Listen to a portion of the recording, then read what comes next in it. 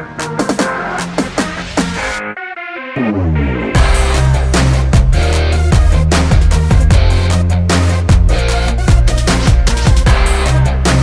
Doctor Rinet Sebastian, cardiothoracic surgeon, senior consultant in Apollo Adlux hospital.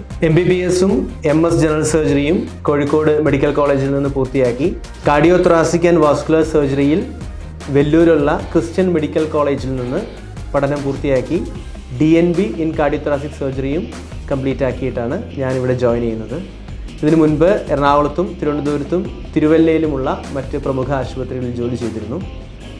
ഹൃദയ ശസ്ത്രക്രിയ, ശ്വാസകോശ ശസ്ത്രക്രിയ, വാസ്കുലാർ സർജറി അഥവാ പ്രധാന രക്തക്കുഴലുകളുടെ ശസ്ത്രക്രിയ, ഇത്തരം മേഖലകളിലാണ് ഞങ്ങളുടെ യൂണിറ്റ് സർവീസ് ചെയ്യുന്നത്. ഹൃദയ ശസ്ത്രക്രിയ വെച്ച് പറയുമ്പോൾ തന്നെ പലർക്കും ഭയമാണ്.